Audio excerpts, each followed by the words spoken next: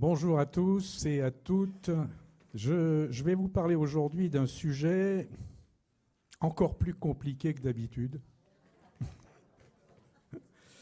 Mais si vous avez, comme moi, assisté avant-hier à la conférence, à l'excellente conférence de Christine Bertrand, vous avez déjà des éléments de compréhension. Et notamment la compétence dite exclusive de l'Union européenne sur certains sujets, dont les accords de libre-échange. Alors, les accords de libre-échange, ça fait partie plus généralement de la politique commerciale de l'Union européenne, commerciale, économique, et on va voir même politique. Cette compétence, elle remonte à l'origine même de l'Union européenne, qui s'appelait d'ailleurs à l'époque la Communauté européenne, et qui avait une dimension économique et donc commerciale dès le départ. Au fil du temps, sachant que la première tâche qui avait été assignée à la Communauté économique européenne, c'était de gérer le marché intérieur, ce qui s'est appelé ensuite le marché unique. Autrement dit, les échanges commerciaux entre les États membres, qui continuent d'ailleurs à représenter une bonne partie des échanges commerciaux avant de penser à l'extérieur. L'extérieur a pris une importance tout à fait considérable à partir du moment où on est arrivé à ce qu'on appelle la mondialisation, c'est-à-dire des échanges permanents sur l'ensemble de la planète avec non seulement les biens, mais aussi les services, avec les questions qui touchent aux investissements. On va regarder tout ça et je vais tenter de ne pas trop vous embrouiller la tête avec des notions trop techniques ou trop juridiques. Je vais d'abord vous rappeler les priorités, les 7 priorités de l'Union européenne, telles qu'elles ont été fixées en début de mandature actuelle, c'est-à-dire en 2024. Et parmi ces priorités, alors je vous reparlerai encore du pacte vert parce que ça doit être un fil directeur général sur l'activité de l'Union européenne. Mais on peut retenir que le premier point, c'est celui-là, user de notre puissance et de nos partenariats, le tout avec atteindre les objectifs ensemble et préparer notre union pour l'avenir, l'aspect social des choses, et puis protéger nos valeurs, c'est-à-dire essentiellement les valeurs démocratiques. Avant de décrire en quoi consistent les accords de libre-échange et comment on les fabrique, si je puis dire, je vais vous donner quelques éléments chiffrés de contexte. Vous avez ici le poids des échanges commerciaux dans le monde en général, et vous voyez tout de suite que l'Union européenne est la première puissance commerciale de la planète, devant les États-Unis et devant la Chine. Ce qui veut dire que, en ce qui concerne la capacité de négociation de l'Union européenne, elle est évidemment d'une puissance tout à fait remarquable. Et vous voyez que ces 7 870 milliards d'euros, chiffre 2024, donc récent, se répartissent en presque 5 000 milliards d'euros pour les biens et près de 3 000 milliards d'euros pour les services. Alors la distinction, c'est les biens, c'est grosso modo toutes les marchandises, et les services, c'est tout ce qui est dématérialisé. Par exemple, les produits financiers, les produits d'assurance, l'organisation des voyages, que sais-je, les services numériques, etc. Et puis, il y a 2 chiffres tout à fait intéressants. Pour les biens, la croissance est de 46% par rapport à il y a 10 ans et de 106% pour les services. Alors qu'est-ce qui explique cette avancée absolument colossale? C'est notamment les accords de libre-échange. C'est notamment le fait que le savoir-faire, la capacité d'invention contribuent à donner à l'Union européenne un rôle clé dans les échanges avec le reste du monde. Vous avez d'autres éléments qui sont là et qui indiquent qu'il y a aussi d'autres puissances qui ont un poids assez important, dont Hong Kong, qui est désormais sous la houlette chinoise, mais enfin, on aime faire la distinction malgré la situation actuelle. Et puis l'Inde qui pèse de plus en plus lourd. Ici, vous avez, de manière plus détaillée, les exportations et les importations. Alors vous voyez que tout ça représente plus de 50% de la part des exportations et des importations. Et dans le reste, il y a notamment les échanges intérieurs du périmètre de l'Union européenne. Le premier pays vers lequel nous exportons, c'est les États-Unis d'Amérique. Et le premier pays qui nous importe des marchandises et d'autres éléments, c'est la Chine, avec les États-Unis derrière. Et ici, vous voyez Royaume-Uni, en exportation plus de 13% et en importation plus de 6%. Le Royaume-Uni n'étant plus dans l'Union européenne, il est désormais compté à part. Et vous voyez que le poids des échanges est tout de même très, très significatif. Tout de suite après, vous avez la Suisse et ensuite la Turquie. Donc, ces 5 pays, 1, 2, 3, 4, 5, oui, c'est ça, sont ceux avec lesquels nous commerçons le plus. Ici, vous avez le poids des échanges avec les deux autres grandes puissances, les États-Unis, largement en tête avec 1 770 milliards d'euros, qui représentent 30% du commerce mondial et 43% du produit intérieur brut mondial. Tandis que la Chine, on est presque à 30% des échanges et à un peu plus de 34% du PIB mondial. Donc vous voyez que lorsqu'on évoque les difficultés, les faiblesses de l'Union européenne, ne perdons pas de vue que, encore une fois, c'est la première puissance commerciale du monde. Ce qui lui donne un poids suffisant pour négocier convenablement, quand bien même sa structure juridique la gêne un peu aux entournures, et on va voir pourquoi. Alors, la politique commerciale de l'Union européenne, elle s'explique d'abord par un certain nombre d'éléments généraux, étant rappelé que ça fonctionne depuis l'origine, depuis 1957, les traités de Rome. L'article 3 du TFUE. TFUE, ça vous dit quelque chose ? Traité de fonctionnement de l'Union européenne. Je vous rappelle qu'en réalité, il y a deux traités.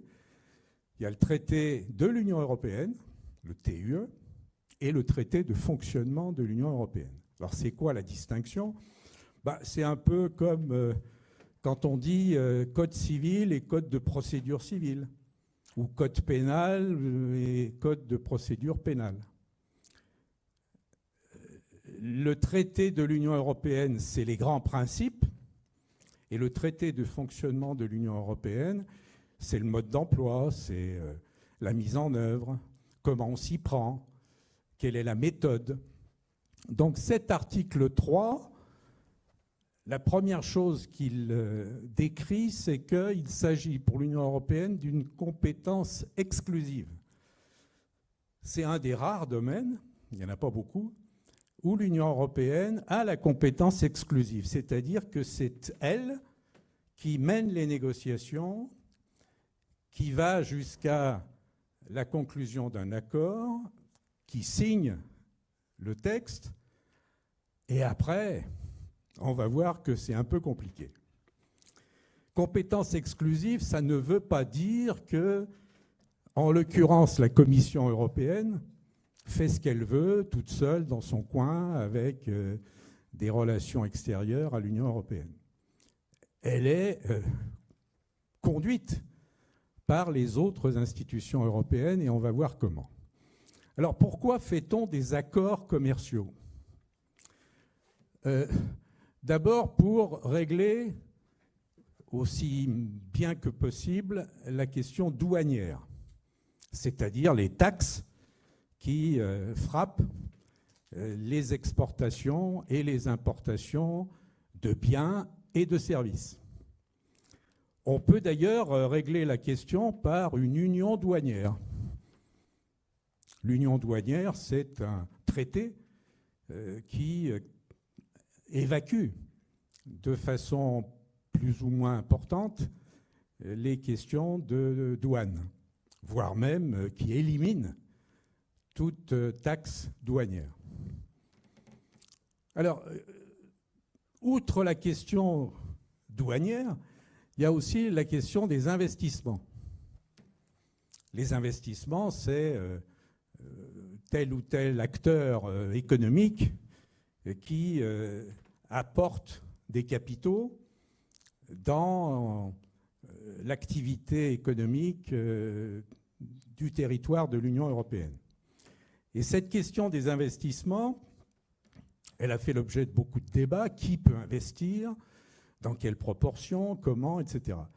Et pour éviter les dérives, alors c'est quoi une dérive ? C'est par exemple ce qui s'est passé en Grèce il y a quelques années, où la Chine a investi en Grèce de façon extrêmement importante, avec des contreparties.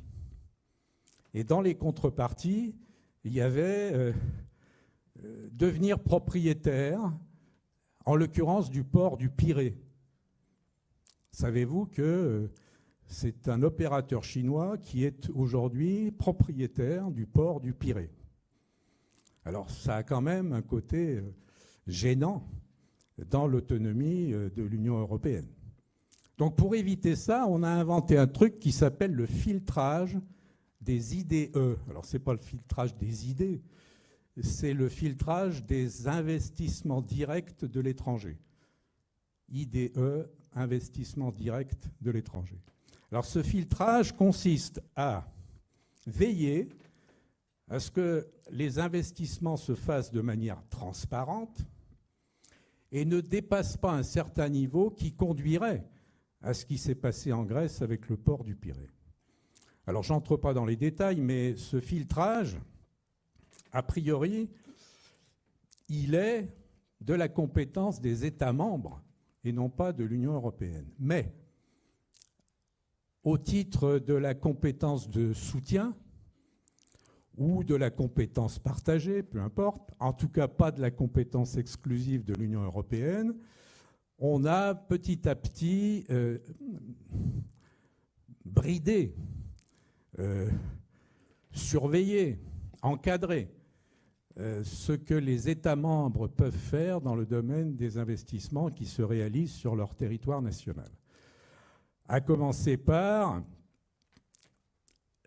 la récolte et la distribution des données sur l'ensemble du territoire de l'Union, pour précisément faire en sorte que ne se reproduise pas, encore une fois, le scénario du Pirée. Donc ce filtrage, aujourd'hui, il est extrêmement documenté et il permet à l'Union européenne d'avoir une vision précise de ce qui se passe dans le domaine des investissements.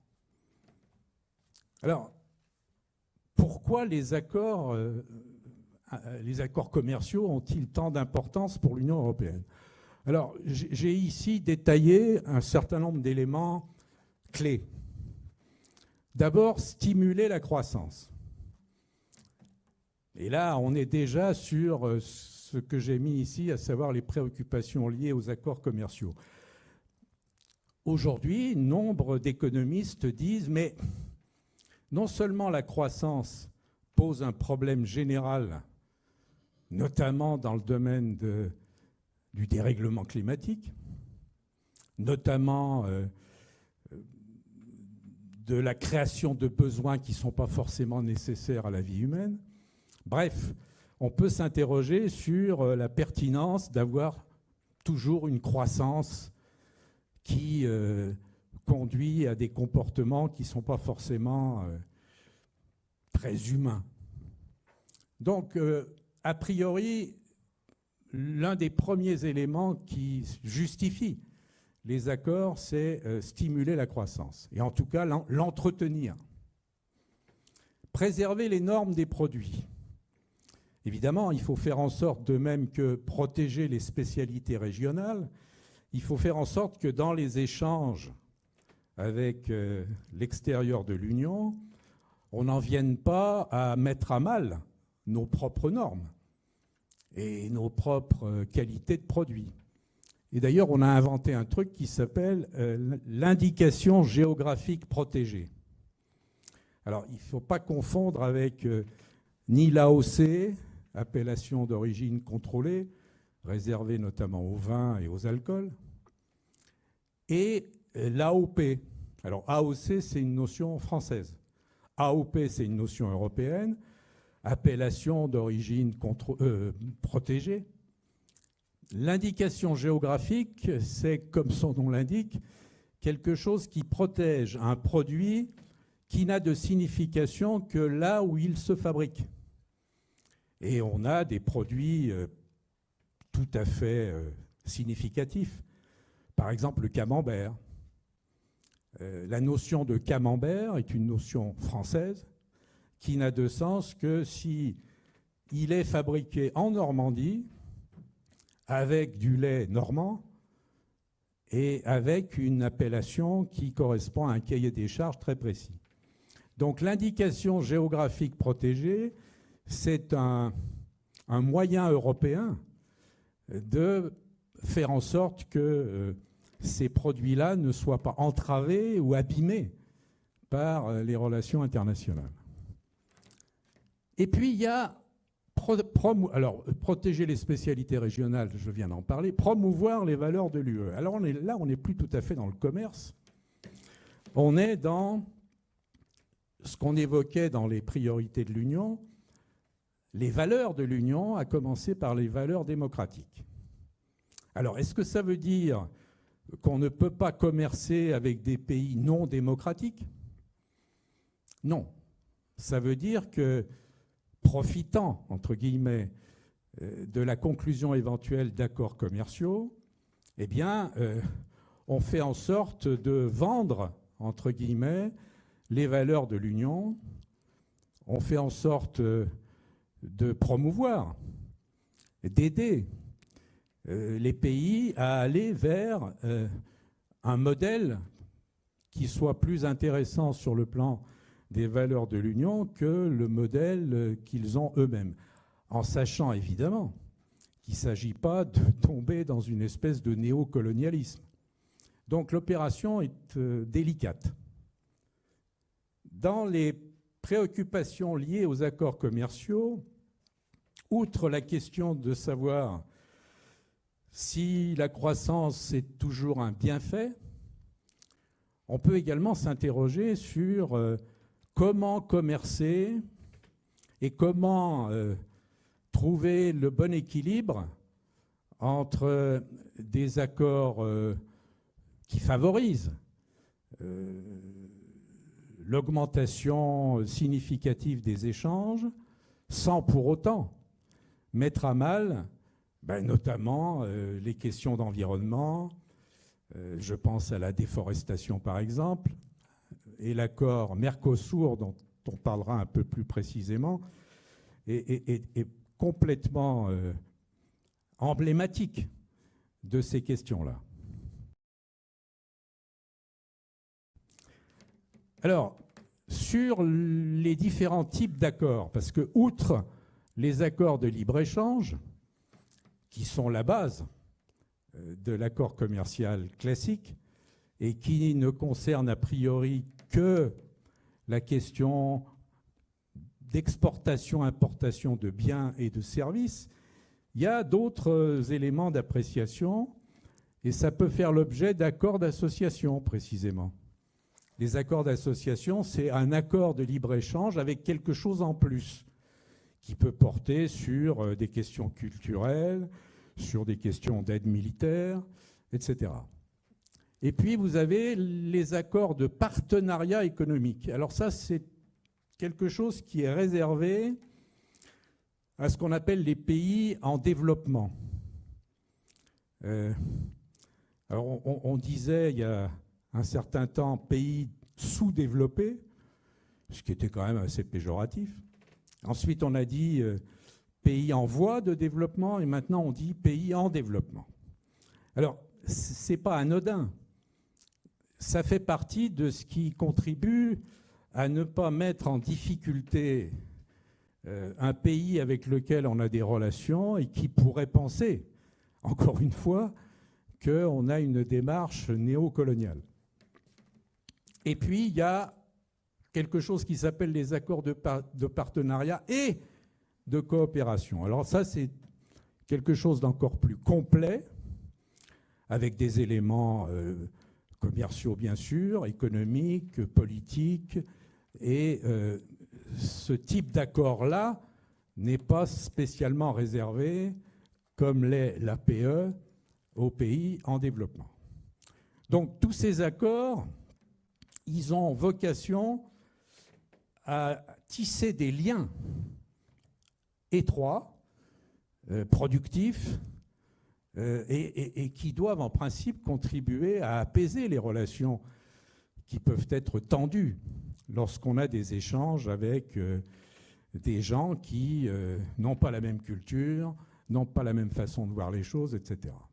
Donc, derrière le commerce, il y a aussi l'apaisement des relations mondiales avec ceux avec lesquels on passe des accords.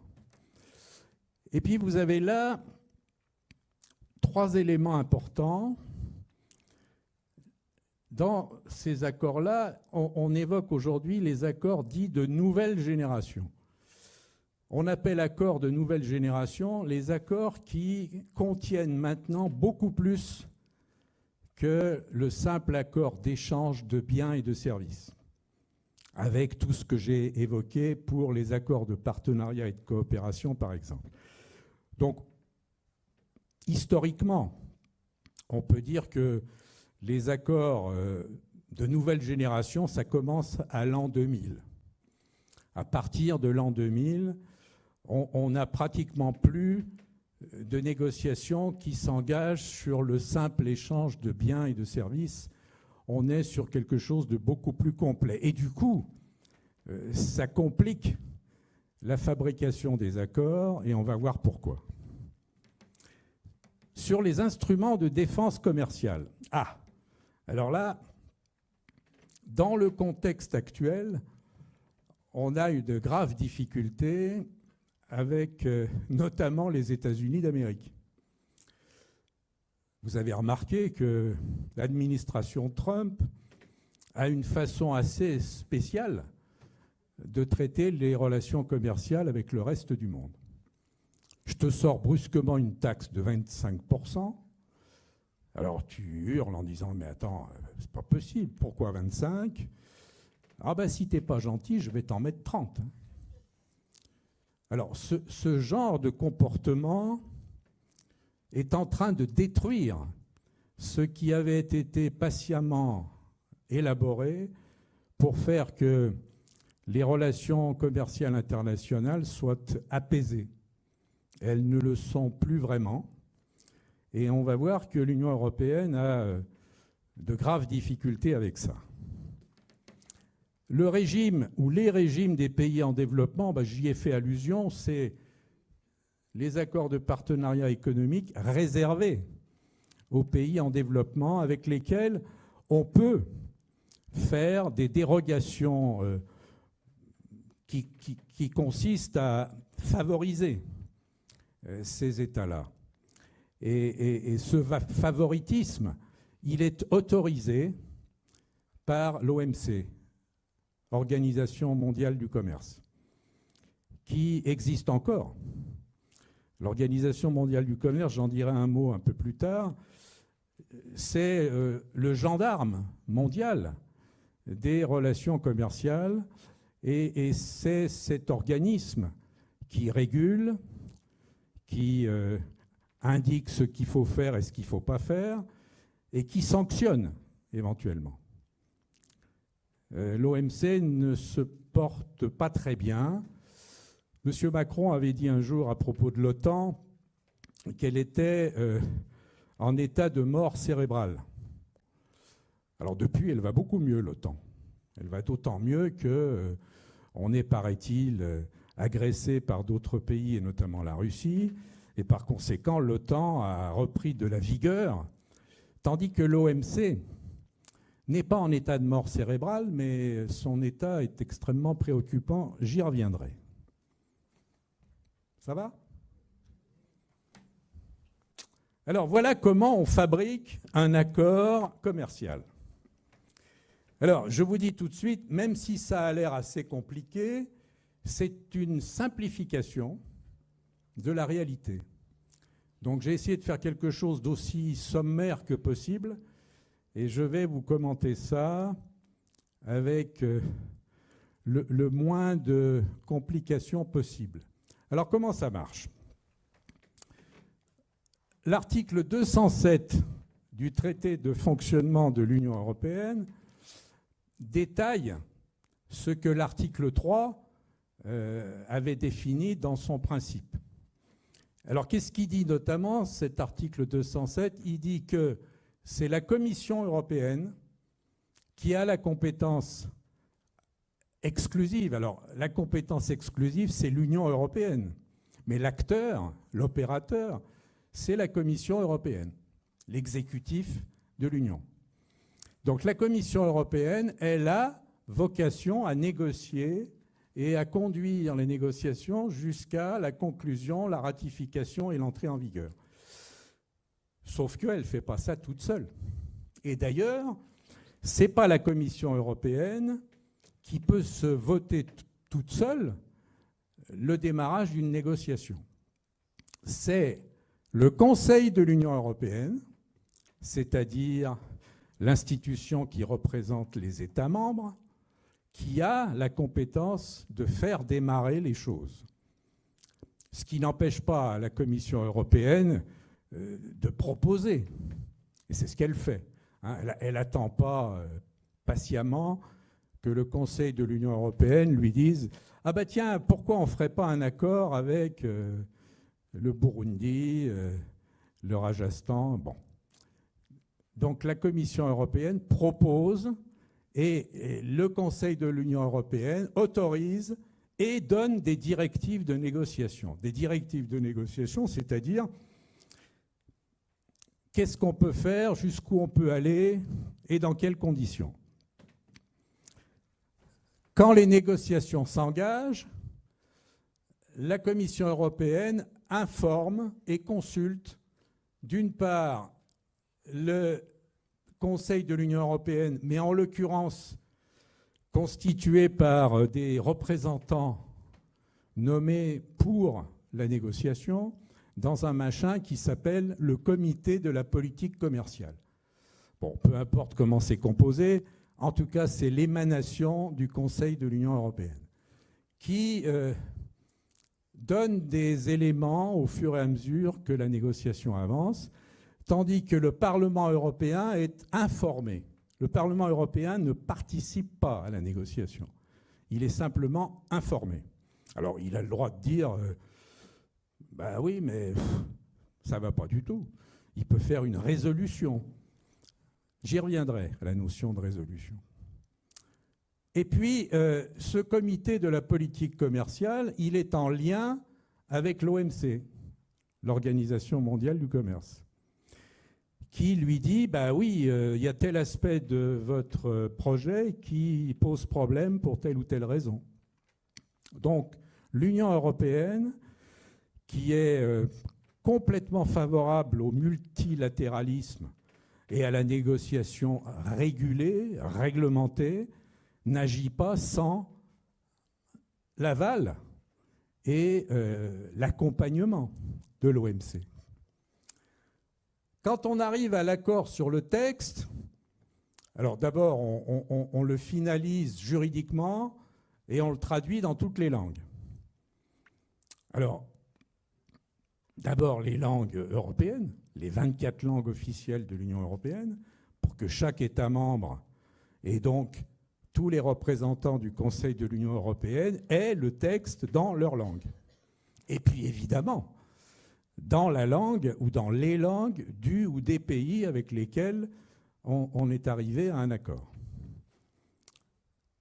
La conclusion, c'est on a fini de négocier, on est d'accord sur un texte, et à ce moment-là, le Conseil de l'Union européenne d'une part et le Parlement européen d'autre part donnent ou pas leur aval.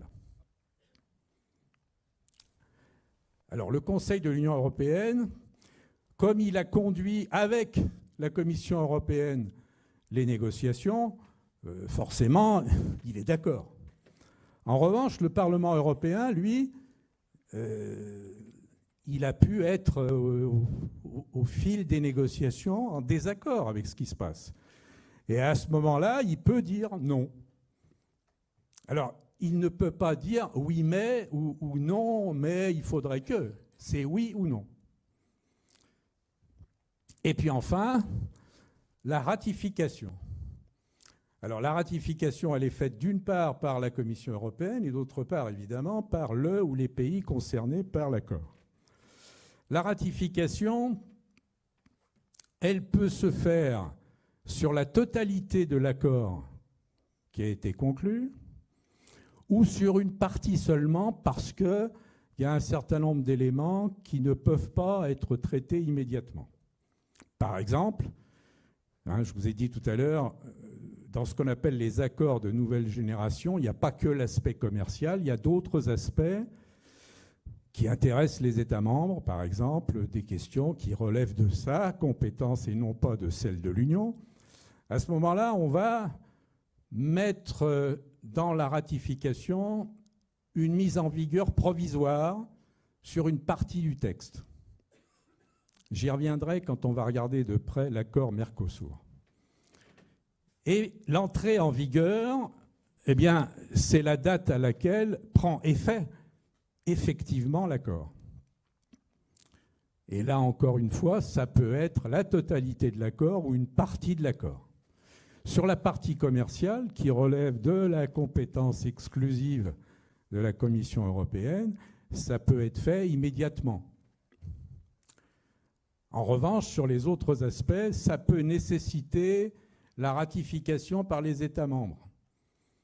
Alors, ce qu'on appelle un accord mixte, c'est en fait tous les accords de nouvelle génération dans lesquels il n'y a pas que du commercial. Ça va ? C'est clair ? Bon. Lorsque entre en vigueur un accord commercial ou un accord complet, eh bien, comment dirais-je ? La période d'observation commence.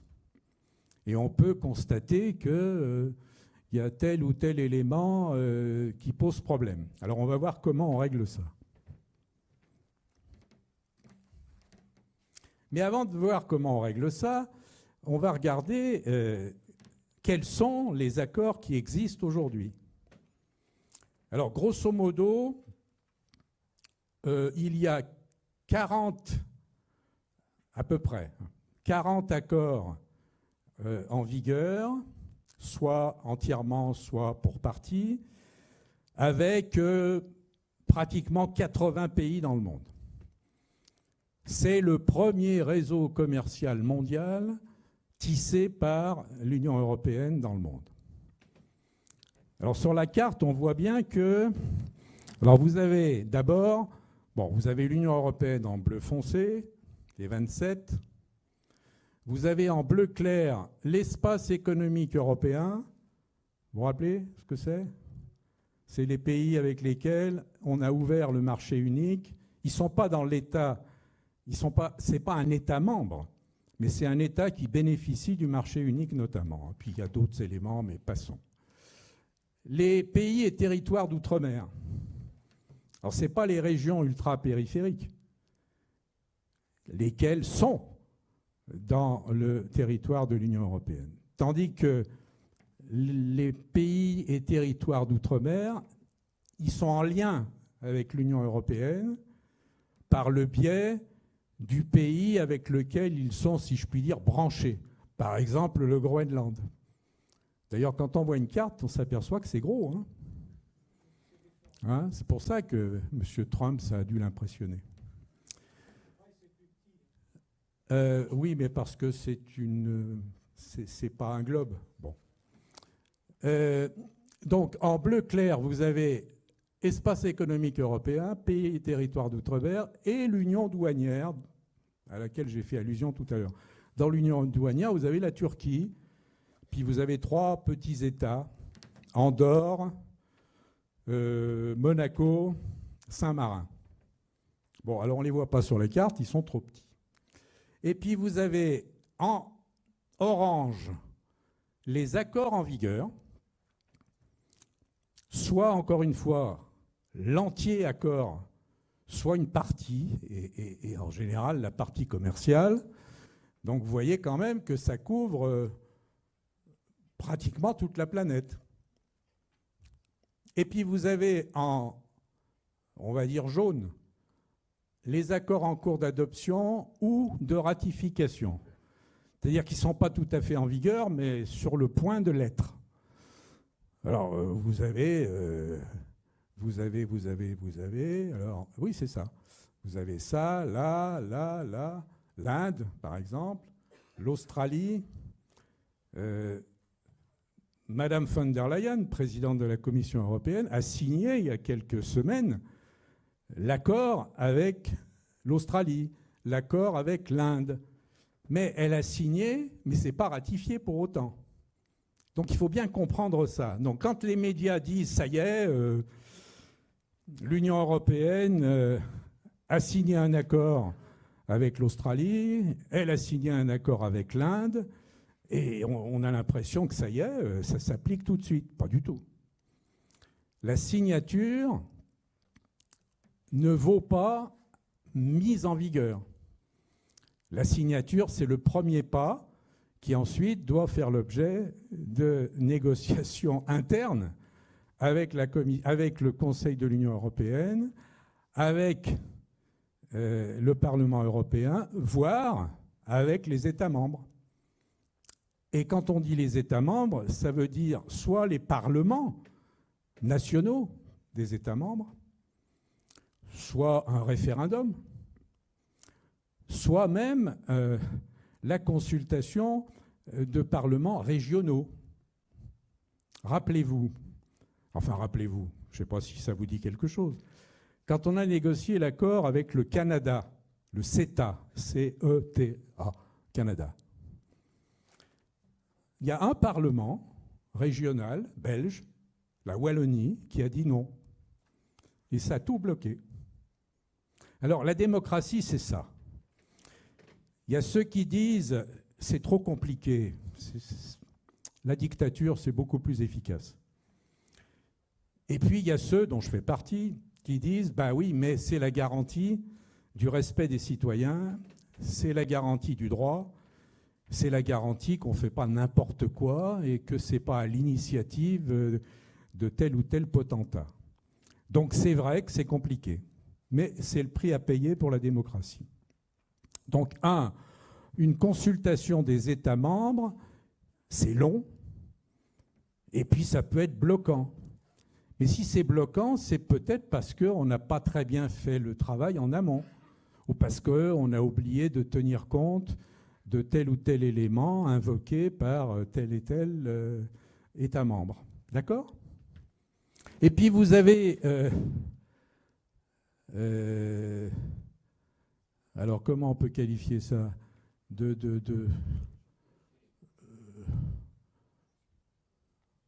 D'ailleurs, j'en vois pas.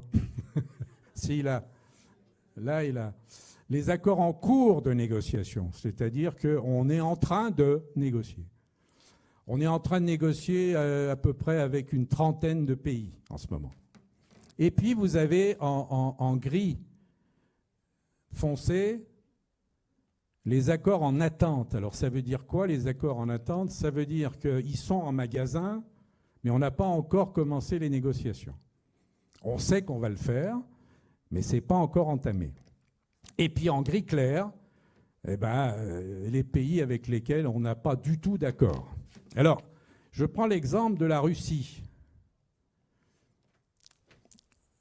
Il y avait, au lendemain de l'explosion de l'Union soviétique, des accords qui ont été passés avec la Russie sur un certain nombre d'éléments. Et puis, petit à petit, les relations se sont tendues. Et puis, à commencer par l'annexion de la Crimée, puis par l'invasion de l'Ukraine en 2022, on a carrément tout arrêté. Ça ne veut pas dire qu'il n'y a pas du tout de relations commerciales avec la Russie. On continue à avoir un certain nombre d'échanges avec la Russie. Ils sont significativement beaucoup moins importants. Par exemple, le pétrole, pratiquement, on n'importe plus de pétrole russe. On en importait, par exemple, en Hongrie, jusqu'à ce que M. Orban rende les clés. Et là, on va passer à une étape où il n'aura pratiquement plus du tout d'importation de pétrole russe. Mais on donne aussi, enfin on vend à la Russie des biens, des services non militaires. Alors on va voir que ce n'est pas si simple de dire on ne vend pas de biens militaires. Parce que c'est quoi un bien militaire? On va voir ça. Donc la Russie, petite particularité au passage, c'est la première fois depuis 20 ans qu'on a une balance commerciale positive avec la Russie. Puisqu'on ne lui achète quasiment plus rien et qu'on continue à lui vendre 2-3 trucs, on a une balance positive. Bon. Voilà. Ça va toujours? On continue? Vous souffrez pas trop? Alors, je vais faire un zoom sur l'accord Mercosur. Alors, pourquoi je choisis l'accord Mercosur? D'une part, parce que c'est probablement le plus significatif de toutes les complexités de la négociation et de la conclusion d'un accord de libre-échange. Et puis aussi parce qu'il a suscité et il continue à susciter des critiques, des inquiétudes. Et on va voir comment, concrètement, ça se traduit. Alors d'abord, notez que la négociation avait été ouverte en 1999. Un accord de libre-échange ou un accord mixte, ça ne se négocie pas en 5 minutes. C'est long, c'est compliqué. Il y a tout un tas d'éléments à prendre en considération. Et puis, les gouvernements peuvent changer et ne pas avoir la même approche. Bref, avec le Mercosur, on a, pendant des années, essayé d'obtenir un maximum d'éléments positifs sur la base des valeurs de l'Union européenne, sachant que le Mercosur, alors je reviens sur la carte précédente, elle est là. Donc le Mercosur, c'est quoi? C'est les 4 pays qui sont là, Brésil, Paraguay, Uruguay, Argentine. Mais c'est aussi la Bolivie qui est là. Donc la Bolivie, elle est dans le Mercosur, mais elle n'est pas dans l'accord. Alors pourquoi elle n'est pas dans l'accord? Eh bien parce qu'elle a rejoint tardivement le Mercosur, bien après 1999, et parce que sa gouvernance est tout sauf stable. Et puis le contexte bolivien, il pose tout un tas de problèmes, notamment à cause du narcotrafic. Alors ça ne veut pas dire qu'il n'y a pas de difficulté avec les 4 autres. L'Argentine est gouvernée par une autre sorte d'individu bizarre qui se déplace avec une tronçonneuse. C'est pas facile non plus. Mais bon, on est arrivé, après plus de 25 ans, à la conclusion d'un accord qui a donc été signé le 17 janvier 2026, c'est récent, et la signature a été faite contre l'avis d'un certain nombre d'États membres, dont, excusez du peu, la France. La France était contre. Alors pourquoi elle était contre? Notamment pour l'aspect agricole. Parce que les agriculteurs européens, d'une façon générale, ils sont vent debout contre le volet agricole des accords de libre-échange. Alors un mot là-dessus. L'agriculture européenne, et notamment l'agriculture française, est en difficulté pour des tas de raisons. Et lorsque, en plus, on lui ajoute des produits extérieurs, ça lui complique encore la vie. Et j'en profite pour dire, je crois que je vous l'avais déjà dit, mais je le répète, prévoir dans un accord l'importation depuis, mettons, le Brésil, de bovins, d'ovins, enfin de bestioles qu'on a chez nous, on peut s'interroger sur la pertinence de la démarche. D'abord parce qu'on en a suffisamment, on n'a peut-être pas forcément besoin d'en faire venir d'ailleurs.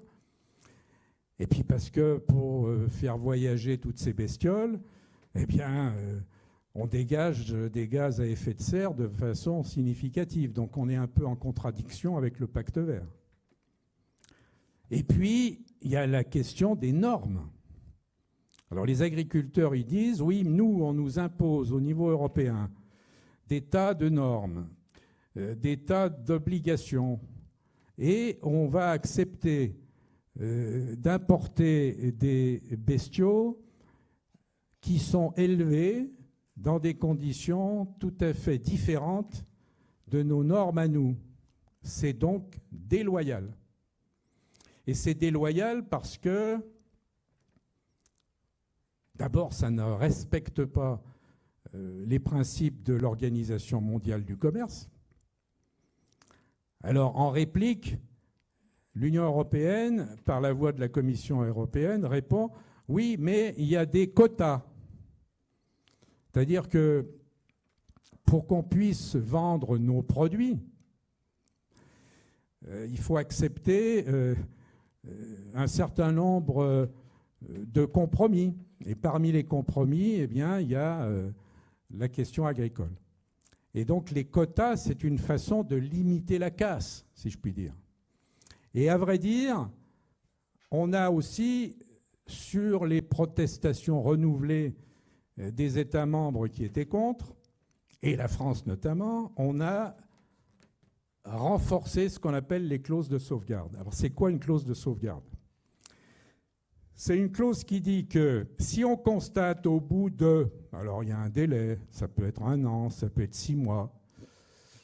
En l'occurrence, c'est 6 mois. Si on constate que le marché intérieur européen est mis à mal de façon très significative, eh bien on arrête. D'accord? C'est ça une clause de sauvegarde. C'est-à-dire que malgré la signature et malgré l'engagement sur tel et tel point de l'accord, on peut y déroger parce que ça cause des dégâts qu'on ne pouvait pas éventuellement prévoir. Donc ces clauses de sauvegarde, c'est la réponse au questionnement notamment des agriculteurs. La France avait demandé plus que ça. La France avait dit, Moi, je voudrais des clauses miroirs. Alors, je ne sais pas si vous avez entendu parler des clauses miroirs. On parle aussi de mesures miroirs. Alors, la clause miroir, c'est une clause qui dit que les meilleures normes de l'une des parties à l'accord doivent être acceptées par l'autre partie. Autrement dit, en ce qui concerne la réclamation des agriculteurs, la France disait qu'il faut une clause miroir dans laquelle on oblige les pays avec lesquels on a signé à respecter les mêmes normes.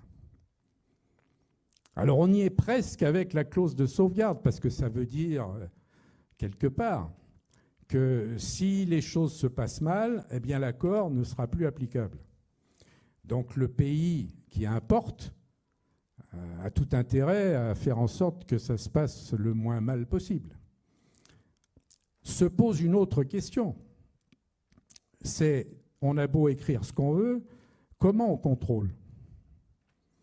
Alors, envoyer des brigades de surveillance au fond du Brésil pour aller vérifier que l'agriculteur brésilien est bien en conformité avec ce que fait l'agriculteur polonais, c'est pas si simple. On n'a pas forcément les moyens de le faire. Il faut faire confiance. Alors après, on procède à des vérifications à l'entrée. On fait des audits, etc., etc. Pour la France, ça n'était pas suffisant.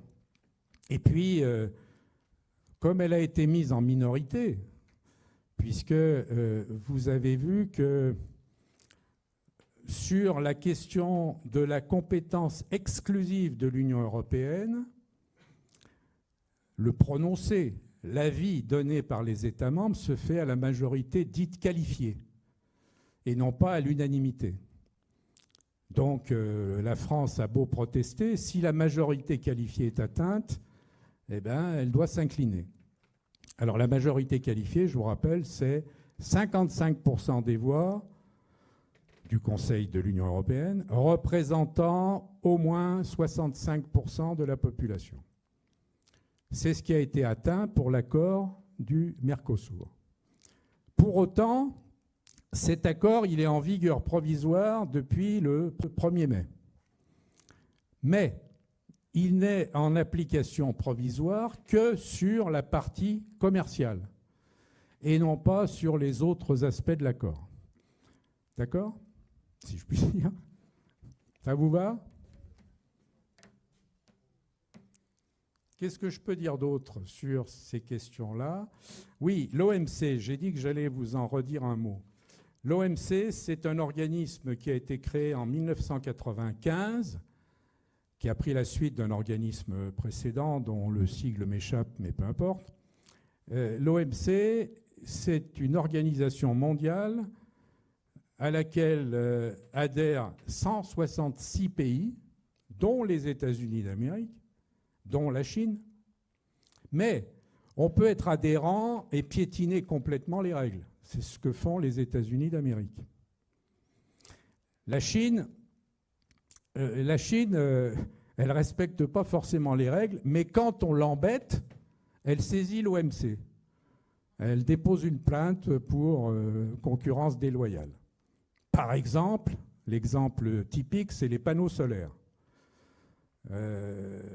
À un moment donné, l'Union européenne a constaté que 95% des panneaux solaires étaient chinois, alors qu'on en fabrique chez nous.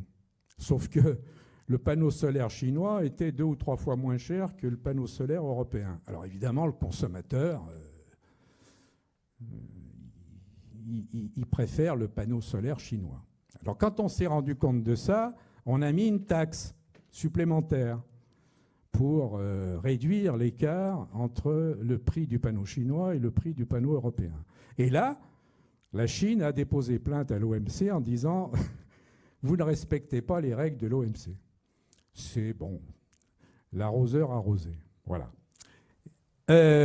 Sur, encore une fois, les comportements des 4 pays avec lesquels on a signé. Alors eux, ils ont ratifié. Donc ils attendent que l'accord complet s'applique. Cet accord, il a un intérêt considérable pour l'Union européenne puisque la population totale cumulée du Mercosur et de l'Union européenne, c'est plus de 700 millions de consommateurs.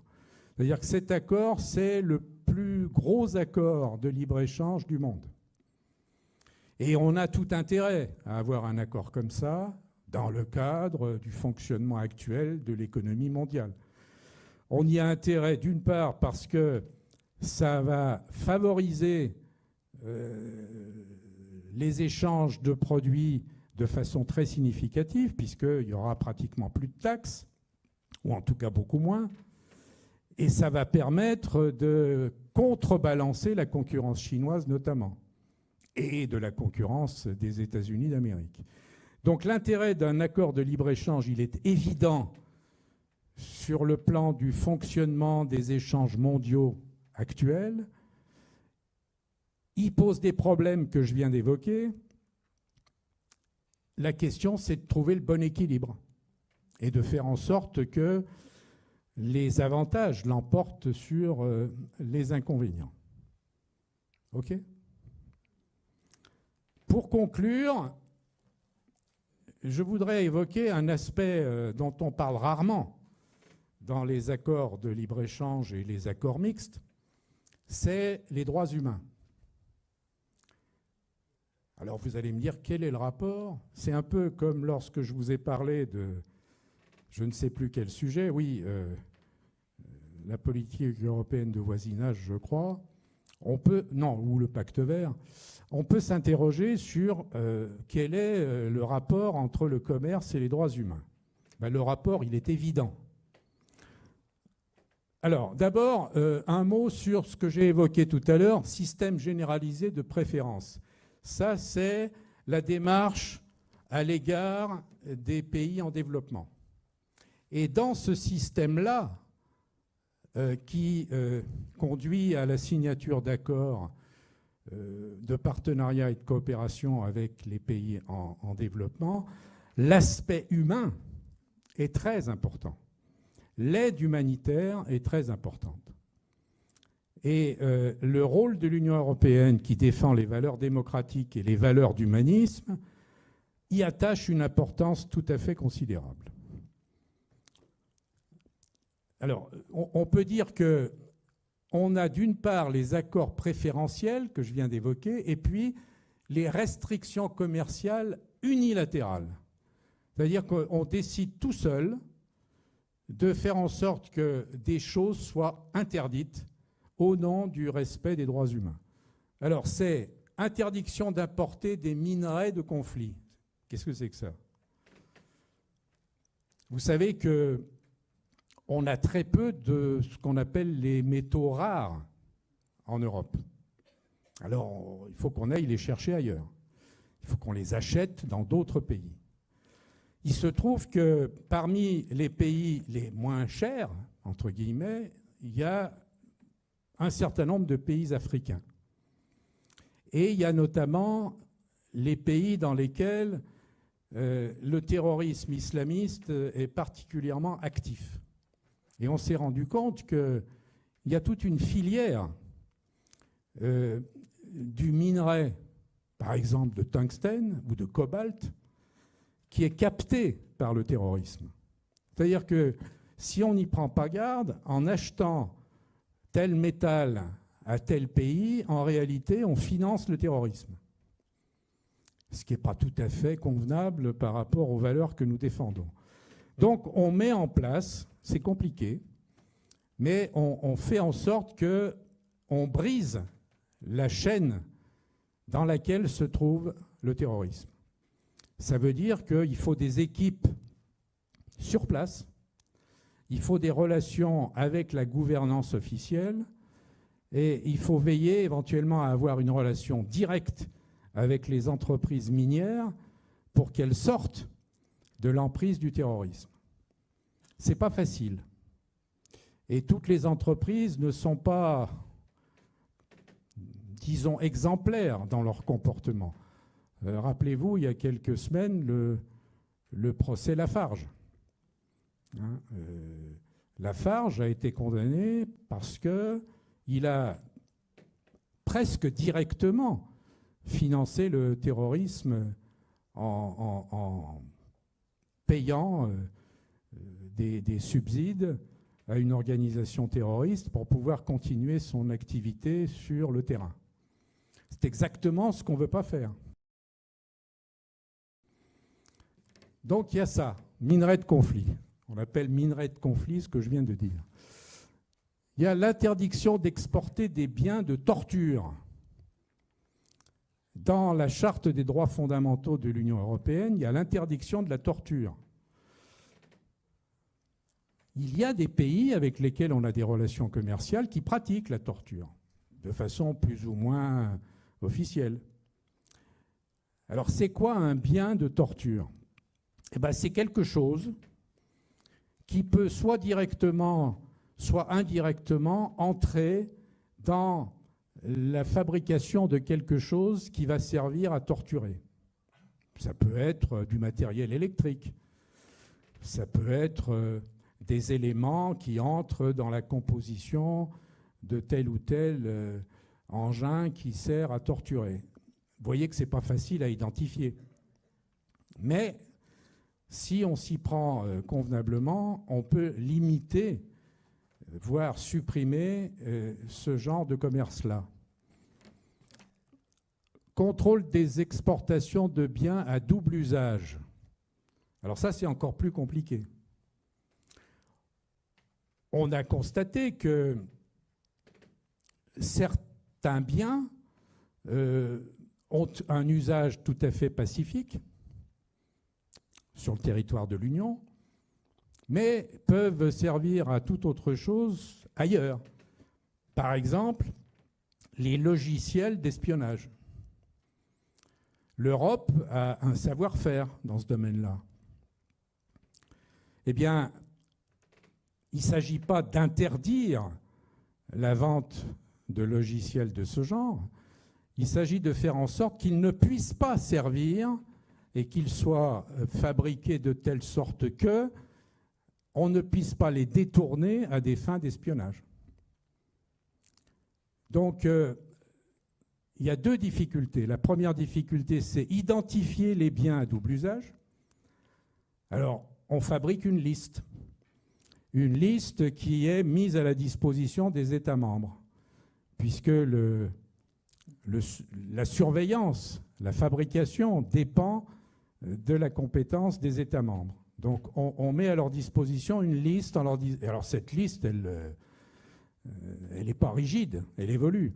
Hein, on identifie tous les jours quelque chose dont on a constaté qu'il entrait dans la composition de... Donc première difficulté, la tenue d'une liste. Deuxième difficulté, la surveillance. Il faut, là aussi, imaginer d'envoyer des équipes pour aller vérifier sur place qu'il n'y a pas un détournement d'un bien qu'on a vendu en toute innocence. Et puis, règles européennes pour prévenir l'exploitation des travailleurs. Alors, qu'est-ce que c'est que ça ? Lorsque je vous ai parlé du pacte vert, je vous ai dit mon regret que le Parlement européen ait annulé un texte qui s'appelait « Devoir de vigilance ». C'est un texte qui prévoyait qu'une grande entreprise qui a des filiales à l'étranger, des sous-traitants, avait l'obligation non seulement de veiller aux bonnes conditions de travail de ses propres salariés, mais également aux conditions de travail de ses fournisseurs et de ses sous-traitants. Cette démarche avait été engagée à la suite de l'épouvantable incendie du Plaza au Bangladesh, où les femmes, parce qu'il n'y a pratiquement que des femmes, les hommes, eux, ils encadrent. Les femmes travaillent dans des conditions qui sont proches de l'esclavage. Et le Plaza était un immeuble absolument pas protégé, dont l'incendie s'est répandu à une vitesse phénoménal, 1000 morts, ou 1000 mortes, plus exactement. Là, on s'est dit quand même les entreprises les moins humaines se sont posées des questions. Et ça a conduit donc au texte que j'évoquais sur le devoir de vigilance. Alors, il n'y a pas que le devoir de vigilance, il y a aussi ce qu'on appelle la diligence raisonnable. C'est-à-dire qu'une entreprise doit veiller à ce que son activité n'ait pas d'impact fâcheux en termes de droits humains. Outre la prévention de l'exploitation des travailleurs dans des conditions inhumaines, il y a aussi le travail des enfants et ce qu'on appelle le travail forcé. Alors le travail des enfants, il est interdit sur le territoire européen depuis la fin du XIXe siècle, mais il continue à perdurer dans certains pays. Et là où ça pose un problème, c'est que les esclaves eux-mêmes, si je puis dire, vous disent « Ah oui, mais si vous n'achetez plus nos produits parce que nos enfants travaillent, vous allez mettre en grave difficulté toute l'économie de notre pays. » Alors qu'est-ce qu'on fait ? On ne peut pas faire les choses brutalement. Il faut les faire progressivement, apporter l'aide nécessaire pour qu'une transition puisse se faire. Bref, ça demande du doigté, ça demande des relations constructives, ça demande un dialogue permanent, etc. Le travail forcé, alors là, on est carrément dans l'esclavage. Lorsque nous avons passé un accord avec la Chine sur les investissements, un accord qui avait été signé en 2020, on avait essayé d'évoquer dans cet accord le sort des Ouïghours.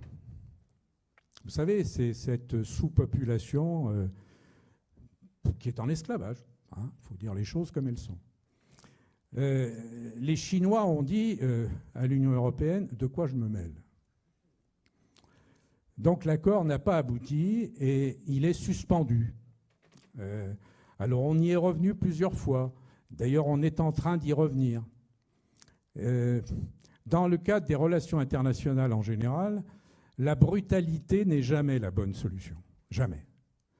C'est pour ça que quand j'entends... Alors ça n'a rien à voir avec mon sujet, quoique. Quand j'entends M. Trump nous dire le lundi que ça y est, l'accord est sur le point d'être signé avec l'Iran et que le mardi, on reprend les bombardements, voilà très exactement ce qu'il faut pour envenimer les relations internationales. Donc l'Union européenne, elle ne fait pas comme ça. Alors de temps en temps, on se dit « Oh, elle est molle. Qu'est-ce qu'elle fait? Elle n'a rien dit sur tel sujet. » Elle travaille. Savez-vous, par exemple, que le Parlement européen envoie en permanence des équipes un peu partout dans le monde pour entretenir ces relations de telle sorte que s'améliore le sort des femmes, le sort des enfants, le sort des travailleurs en général dans le monde. Alors évidemment, ce n'est pas spectaculaire. On n'en parle pas aux 20h sur TF1 ou sur la chaîne qui, paraît-il, est encore publique. Donc, voilà, en gros, quelle est la dimension humaine des accords commerciaux pour l'Union européenne. Je voudrais dire que je salue le travail qui est fait par les élus, notamment les élus du Parlement européen. Alors, en ce moment, le Parlement européen, il a des majorités à géométrie variable. Et on voit d'ailleurs que la suspension du texte sur le devoir de vigilance, il est dû à une majorité droite, extrême droite, parce que j'en profite pour dire, j'ose le dire, l'extrême droite se fiche complètement des droits humains. Ce n'est pas son problème. Elle a des problèmes économiques qui sont d'ailleurs généralement totalement inapplicables, mais bon, les droits humains, ce n'est pas son sujet. Regardez ce qui vient de se passer au Royaume-Uni, ou plus exactement en Irlande du Nord. Enfin, l'Irlande du Nord, c'est le Royaume-Uni. Les comportements racistes, violents, brutaux de gens sont déclenchés par les discours de haine. Les gens ne sont pas méchants par nature. Hein. Rousseau avait raison, peut-être. Mais ce qui est clair, c'est que quand on incite les gens à des comportements violents en leur laissant entendre que c'est la meilleure façon de régler les problèmes, eh ben, ils font comme ça. D'accord ? Bref, pour conclure, les accords de coopération, les accords de libre-échange, les accords de partenariat, les accords de coopération de l'Union européenne ne sont pas que du commerce. C'est une façon de contribuer à la paix dans le monde. Alors la chose n'est pas visible à l'œil nu, comme ça, quand on regarde ce qui se passe, mais je vous garantis que s'il n'y avait pas l'Union européenne avec ses valeurs démocratiques et ses valeurs d'humanisme, la situation serait bien pire. Merci de votre attention.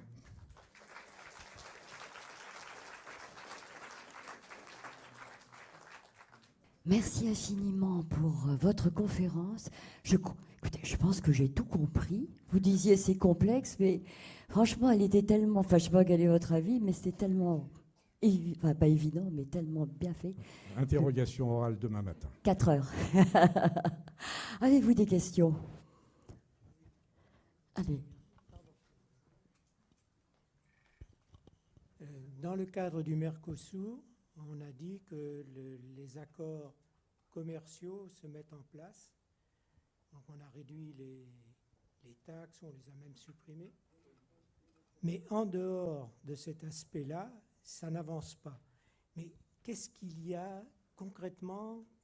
Pouvez-vous donner un exemple? Qu'est-ce qu'il y a qui est prévu dans l'accord et qui n'est pas encore lancé? Alors, c'est une bonne question, donc c'est une question compliquée.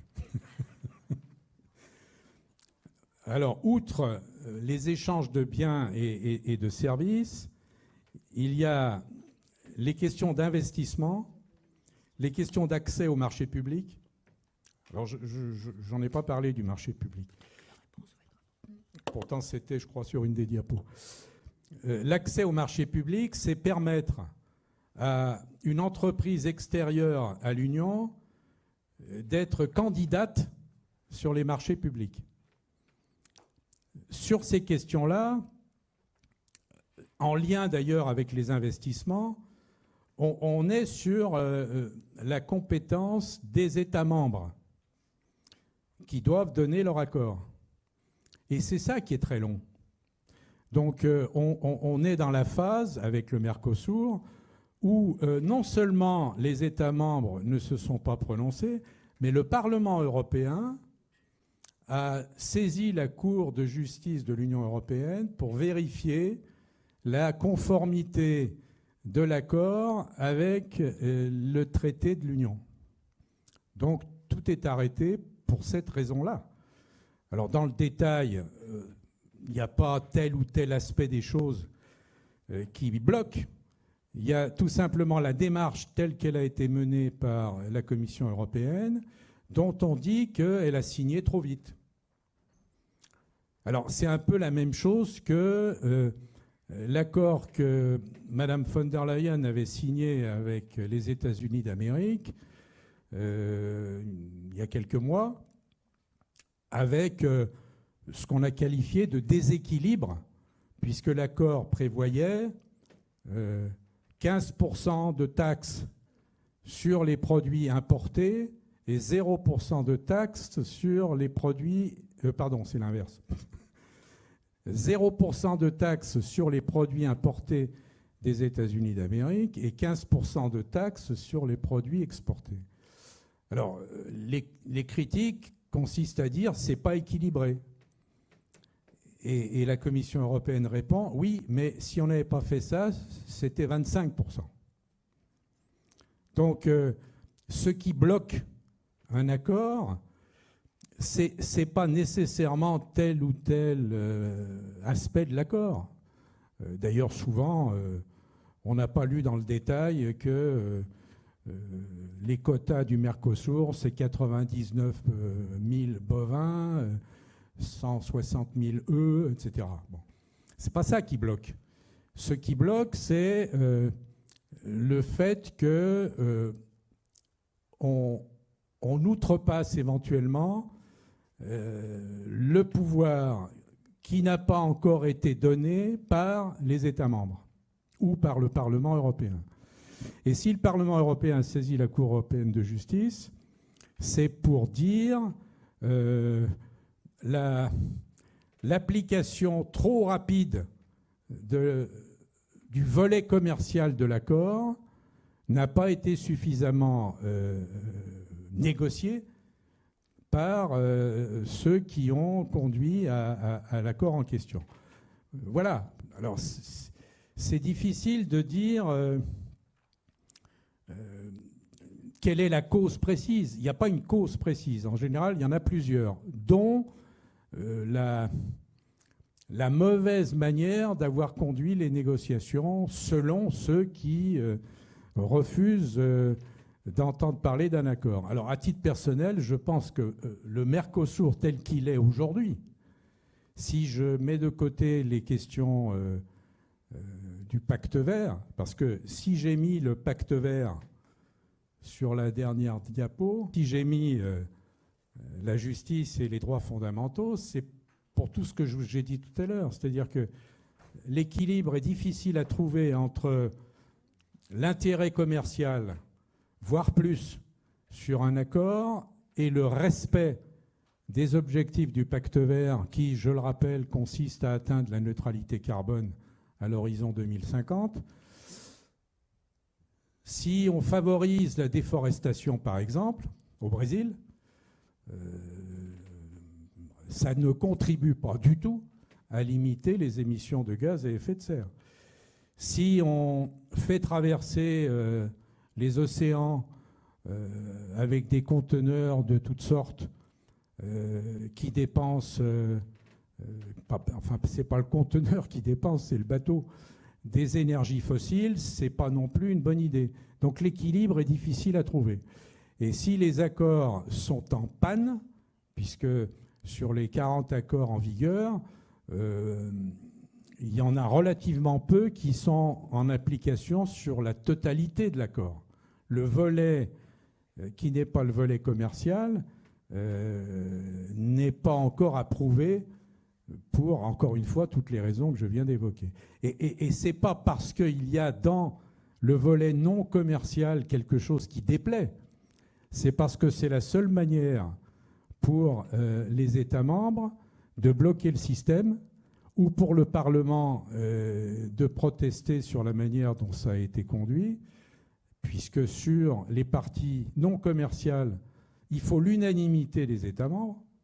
Vous voyez l'articulation, elle est compliquée. Mais quand on a compris que le commercial, c'est de la compétence exclusive de l'Union, Madame von der Leyen, elle peut signer l'accord. Sur le volet qui n'est pas commercial, elle ne peut pas, enfin elle peut le signer, mais il ne peut pas s'appliquer tant qu'il n'y a pas l'approbation des États membres. Ça répond à votre question, en gros? Bonjour monsieur, merci. Normalement, l'Europe doit protéger les droits humains, notre démocratie, nos valeurs. Pourquoi la Commission européenne, qui doit proposer, ne parle pas d'éthique, de corruption en Europe, de valeurs démocratiques? Votre collègue, il y a 2 jours, je lui ai posé la question après, et elle m'a dit non, la Commission européenne propose très peu de textes sur la corruption, les valeurs, etc. Voilà, je voulais avoir votre avis parce que j'ai été étonné par la réponse. Alors, d'abord, sur l'aspect interne à l'Union européenne, on a traité la question avant l'adhésion d'un État membre. Dans les critères de Copenhague qui permettent à un État d'entrer dans l'Union européenne, il y a notamment le volet corruption. Donc en interne, c'est une question qui est parfaitement traitée, surveillée, etc. Pour le reste du monde et pour les relations commerciales internationales et pour la conclusion des accords, on ne peut que recommander à un État, notamment de faire en sorte qu'il respecte les droits humains en termes de conditions de travail, rémunération, égalité femmes-hommes, etc. Mais sur la corruption, ce serait une ingérence dans les affaires intérieures de l'État. Alors on peut éviter, et c'est ce qu'on fait. Il y a des pays avec lesquels on n'envisage même pas de négocier un accord. Voilà ce que je peux dire. Avez-vous d'autres questions? Non? Eh bien, il nous reste à vous dire encore un très très très grand merci. Et puis, avec le plaisir de vous retrouver l'année prochaine sur d'autres thématiques européennes. Merci, merci. Bel été à tous, malgré tout.